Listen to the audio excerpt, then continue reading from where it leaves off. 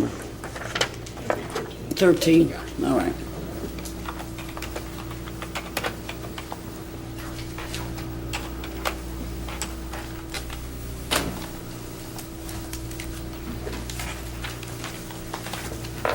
What I'm going to show you. Will you look at this photo, please?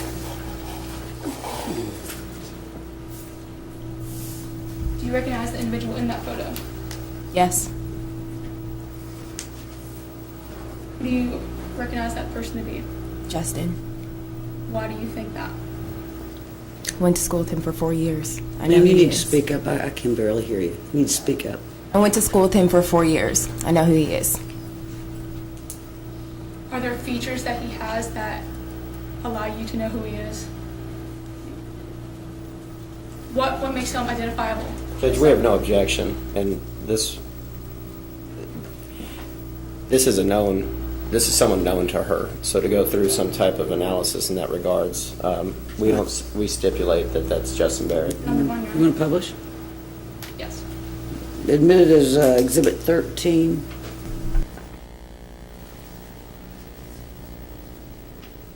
You need to turn your...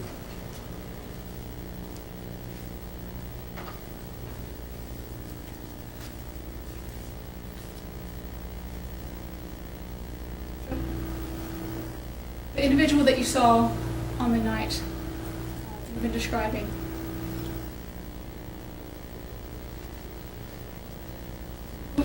who was it that you said it was?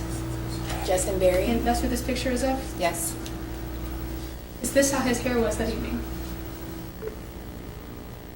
I believe it was down. That's off of a vague memory. The individual that you saw that evening that you said was Justin Berry.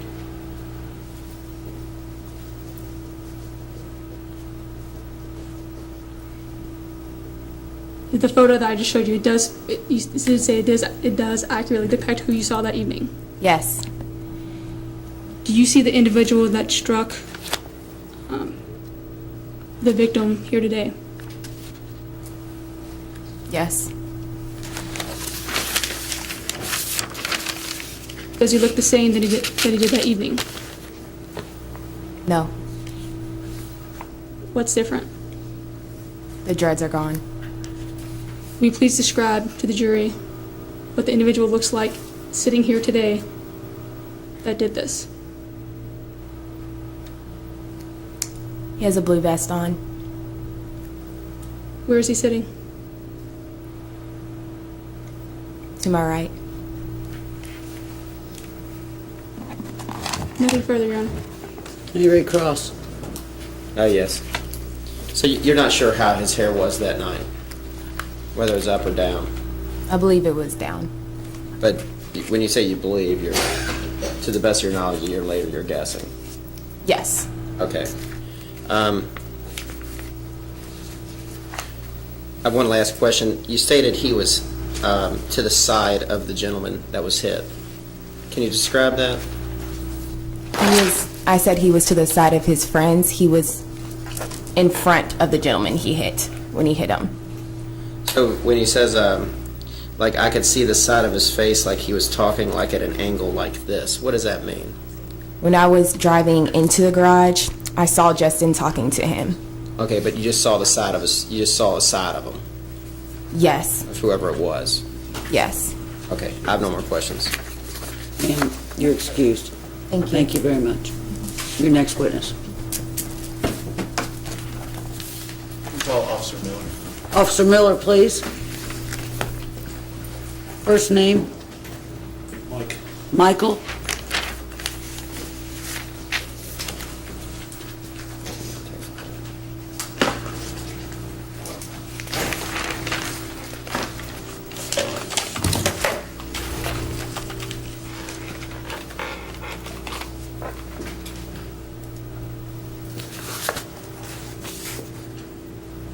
Miss Still has went to retrieve him, so, yeah, here he comes.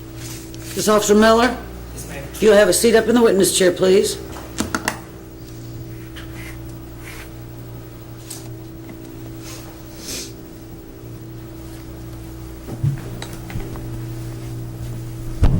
If Raise your right hand, sir. Do you swear or affirm the testimony that you're about to give will be the truth, so help you God? Yes, ma'am. Officer Miller, if you will, introduce yourself to the jury. My name's Michael Anthony Miller, And where are you employed? Louisville Metro Police Department, 4th Division. What do you do? I'm a patrolman, beat guy. Okay, and what are your typical duties as a beat officer? Patrol the beat, deter crime, burglar activity, car break-ins, house break-ins, respond to numerous calls for service. Okay, and how long have you been with LMPD? 3 years. On what were you doing in June of 2010? Where were you employed? Police Department. Okay, and where did you live at that period of time? I was the courtesy officer at the Bellamy Apartments. Okay, and do you recall the night of June the 26th going into the morning of June the 27th? Yes, I do. Had you been working that night? I worked off duty, yes, sir. Okay, and do you recall going to the coming home to the garage or going to the garage? Yes, sir. I was trying to enter the garage. Okay, and tell us what happened when you got to the garage. As I was trying to enter the garage, there was a car coming out the entrance. There's an entrance and an exit to the garage. As I was trying to pull in, the car was trying to pull out the entrance. I stopped. I got out of my car, went over to the driver of the car, and I was like, what's going on, man? I said, there's an entrance and an exit for a reason. And no sooner than I got that out of my mouth, some people in the garage were saying, help us over here, help us over here. I'll go over there and see what's going on. And I didn't move my car. And I go over there and they said, he just hit him over the head with a beer bottle, took his wallet. And I said, who? And they said, he's in that car. So I try to get back in my car, and as I go back to my car, the car's already leaving. And I'm trying to get in my car to turn around to leave to go after him.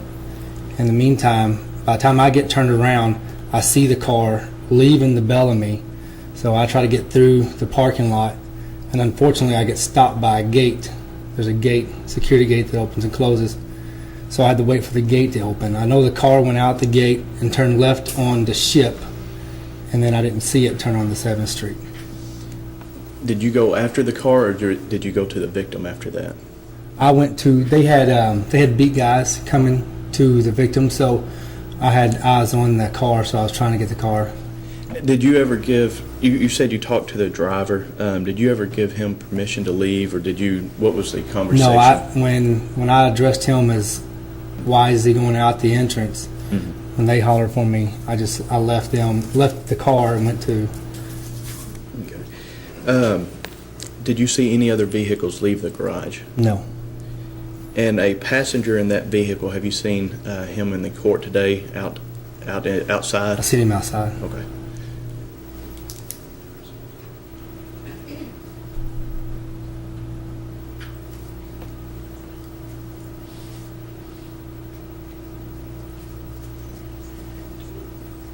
Do you recall, did you go to the victim, or did you let the ambulance?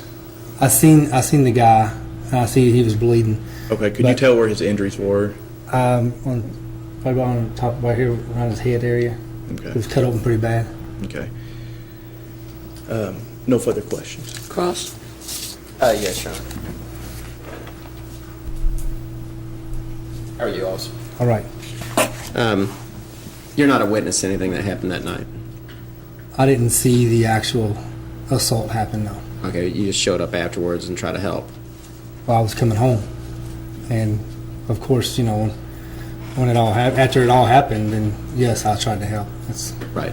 Did you see how many people were in the car that were going out the wrong way? 3. Okay.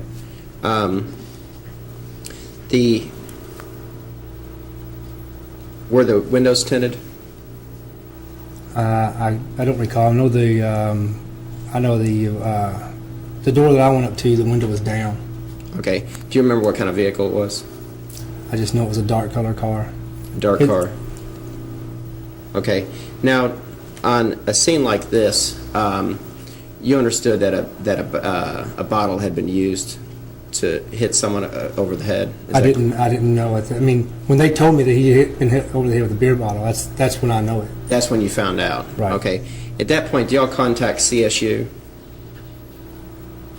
It's It's either officer or sergeant's discretion.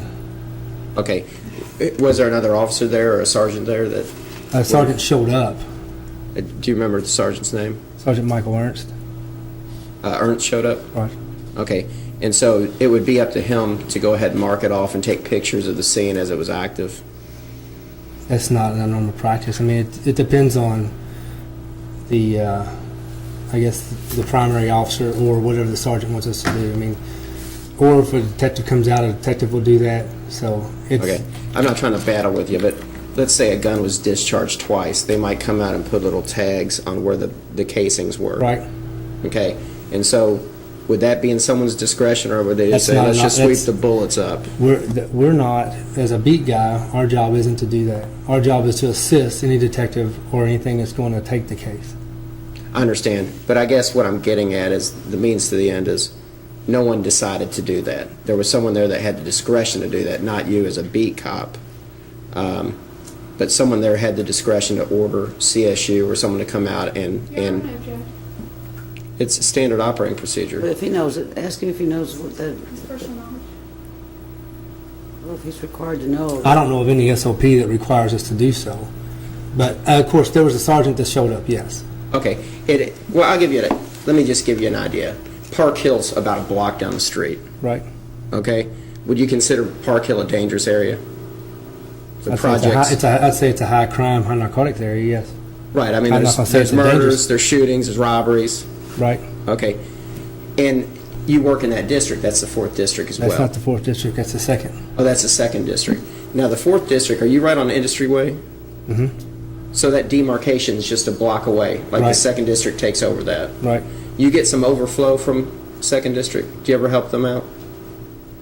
Yeah, I think we help both, each division helps each other out depending on the call volume.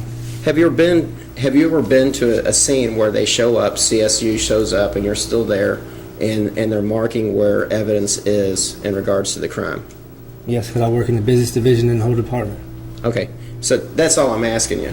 But at some point, of what you're telling me right now is that nothing was called in to process this scene. No, the only thing that was there to process would be a broken beer bottle. Right, a broken beer bottle. And being a smooth edge, would you consider like a fingerprint or blood splashes to be on a beer bottle? Just out of normal, just not even as an officer, just as a layperson. The 3 years I've been on there, I've never done it. And I can't tell you if it's standard operating procedure, but I've never done it. You're not going to get much off of a beer bottle, especially when it's broken. Okay, but if you smack someone with a beer bottle, it's possible the person that hit the person with the beer bottle, it could have cut them as well. Would that make I guess sense? it's possible. Okay. That's all I'm asking you. I'm not trying to battle you here, okay? I guess it's possible. Okay. I have no more questions. Any redirect? Nothing further. Your excuse, sir. Thank you. man. Sorry about my tire. I was in training. Go back to training then. Next witness. Your Honor, the Commonwealth calls Michael Caldwell. Michael Caldwell, please.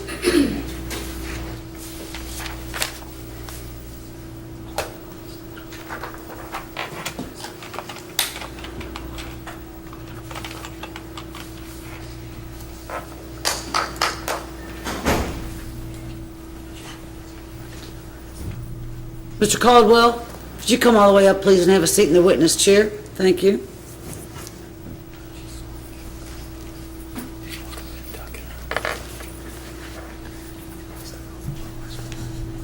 And sir, if you'll raise your right hand and be sworn. Do you swear or affirm the testimony you're about to give will be the truth, so help you God? Yes, I do. Okay, if you'll scoot up and speak into that mic, thank you.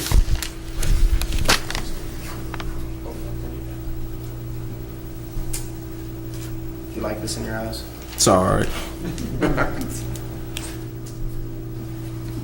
All right, and one more time, would you say your name for the record, please? Michael Caldwell, And Michael, how old are you? 19.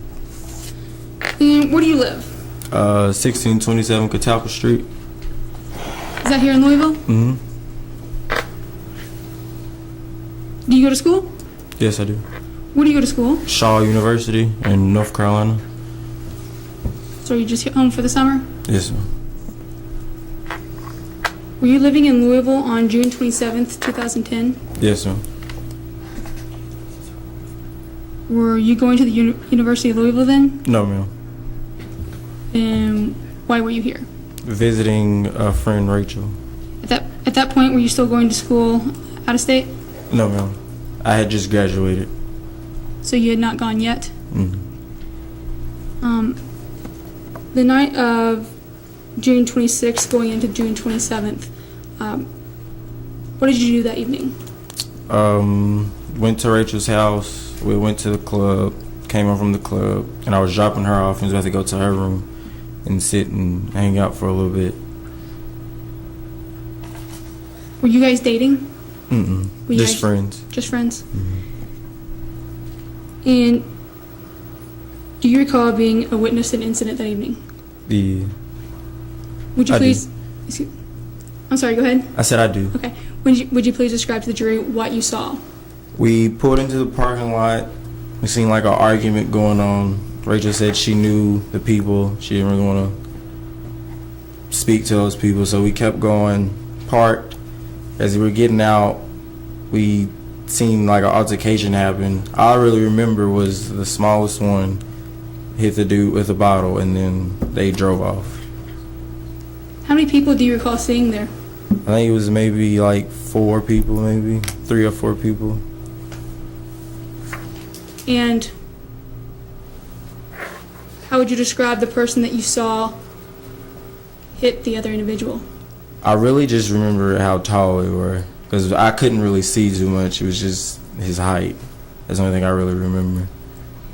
And what did you see him do? He was directly in front of the victim, and he hit him with the bottle, and then the other people grabbed the person that hit him, and then put him in the car, and then they just drove off. Did you know any of these individuals? I didn't know anybody. Did you know the person that was hit? Mm-mm.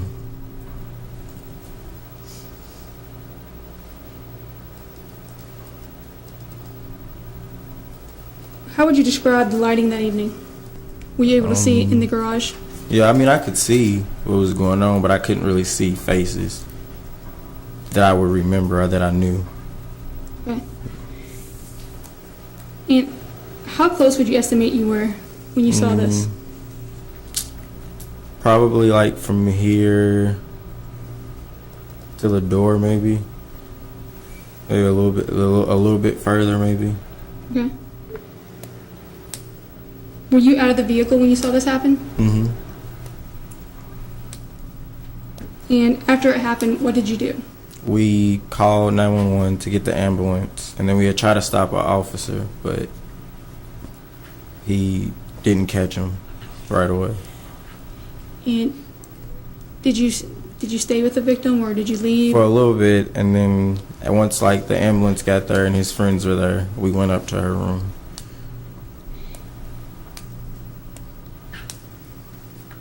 And did you speak to the police at any point regarding this? Mm-hmm. A few days after it happened, we met at Rachel's apartment and gave statements.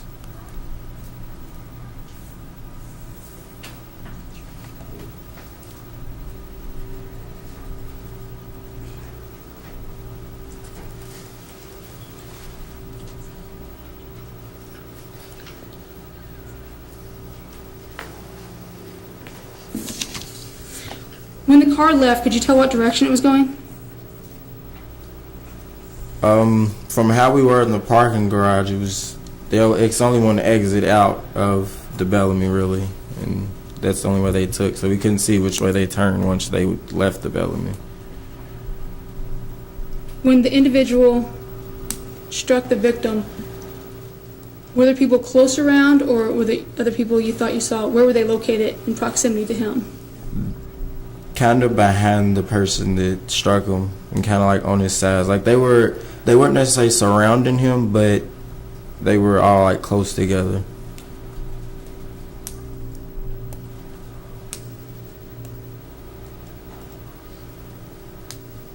Did the person who actually, I may have asked this before, but I don't recall it, and the person that struck the victim, how did he look different than the others standing around? His height, he was shorter. He had dreads. Okay. Could you tell At any point, did the victim, did he strike back? Did he fight? Was there a fight going on? Not from once we had got there. From what I seen, I didn't see that. And did you see the injury? Yeah. Where was it? It's around his eye.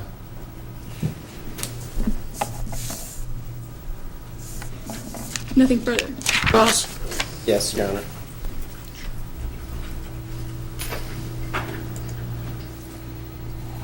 Mr. Caldwell, when you pulled into the garage, how far would you say you parked past the elevators? Maybe like past the elevators. 50 or 60 feet? Probably not that much. I say it was a few parking spaces, but I wouldn't say we were that far from the elevators. Okay, but when the altercation happened, you stated probably a little bit past that door. Would you say that's 40 feet? Maybe about that. Okay. Because we were walking up towards to go out of the exit door. Okay, so at the time it happened, you're about 40 feet away. Now, Rachel's, she's by your side, right? You guys are walking together? She was a little bit ahead of me. Okay, how far ahead was you? Maybe like right there. Okay, so not too far. I mean, just you're kind of trailing, maybe locking the car up, something like that? Okay. Now, you mentioned the lighting. You said it was light, but not in a way that you could see faces. Yeah. Not to where I would be able to identify faces from the distance we were. Okay. Would you be able to see facial features, though, or was it just not dark enough? I mean, it's just not light enough to just... I mean, you could see people, you could see people moving. Like, I can see people, but I couldn't really see, like, be The like, oh, he details. had a mark right here or anything. I couldn't be able to give you anything like that. Because the garage just isn't that light to be able to show unique features on someone's face. Would you consider, in your opinion, you've been to the Bellamy before, right? And there's lighting in the garage. Would you consider it bright, or would you consider it just kind of like dim to medium to allow you to park your car and get out of there? It's pretty, like, dim, I guess. Yeah. Yeah, I mean, it's when you go through there. I've driven through there. I mean, isn't it tough? It's tight, right? I mean, it's. What kind of car did you have? I was driving an Impala. Okay, was it a 2 or 4 door? 4-door. Okay, so it's tight trying to get around there, isn't it? Because that's a bigger car than I had when I went there to just look at it. Can you explain to the jury how tight? I mean, you've got to try to wiggle that thing through it, unless you're going to get sideswiped by the. And, like, when we came in, they were close to the front entrance of the parking lot. So we rode past them, and that's when she was like, she knew them. And then we kept going and parked. We parked maybe like 8 or 9 spaces away from where they were. Okay. And then got out and started walking towards them. So it was enough light for her to be able to see them when we rode past them, but not enough to see from where we were walking. Okay, so because the light's just coming straight down, would you say it doesn't illuminate all the way around? It just kind of just the spots. Yeah. I mean, it's just. Do you agree with that? Okay, I have no more questions, Your Honor. Any redirect? Just a moment, Your Honor.